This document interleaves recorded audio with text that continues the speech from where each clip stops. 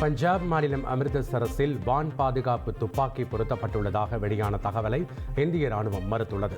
இது தொடர்பாக இந்திய ராணுவம் வெளியிட்டுள்ள அறிக்கையில், ஸ்ரீ தர்பார் சாஹிப் அமிர்தசரஸ் பொற்கோவில் வளாகத்திற்குள் வான் பாதுகாப்பு துப்பாக்கிகள் அல்லது வேறு எந்த வான் பாதுகாப்பு அமைப்புகளும் பயன்படுத்தப்படவில்லை என்று தெரிவிக்கப்பட்டுள்ளது. உளவு பிரிவு இயக்குநராக உள்ள தபன் குமார் டேக்காவின் பதவிக்காலத்தை மேலும் ஓராண்டுக்கு நீட்டித்து நியமன விவகாரங்களுக்கான மத்திய அமைச்சரவை ஒப்புதல் அளித்துள்ளது.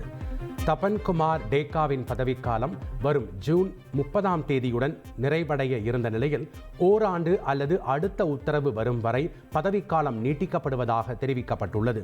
கடந்த 2022ஆம் ஆண்டு ஜூனில் 2 ஆண்டுகளுக்கு நியமிக்கப்பட்ட இவரது பதவிக்காலம் கடந்த ஆண்டே நிறைவடைந்த நிலையில் இந்த ஆண்டு வரை பதவி நீட்டிப்பு வழங்கப்பட்டது.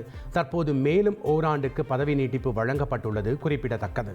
உத்தரகண்ட் மாநிலத்தில் ஏற்பட்ட நிலச்சரிவில் 100க்கும் மேற்பட்ட யாத்ரீகர்கள் சிக்கி தவித்து வருகின்றனர். பித்தோராகர் மாவட்டம் ஆதி கைலாஷ் பாதையில் ஏற்பட்ட நிலச்சரிவை தொடர்ந்து நூற்றுக்கணக்கான யாத்ரீகர்கள் சிக்கி உள்ளனர்.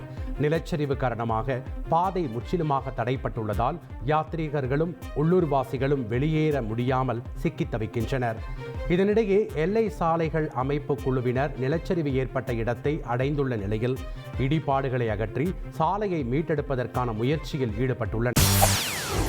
செய்திகளை உடனுக்குடன் தெரிந்து கொள்ள உடனே சப்ஸ்கிரைப் பண்ணுங்க.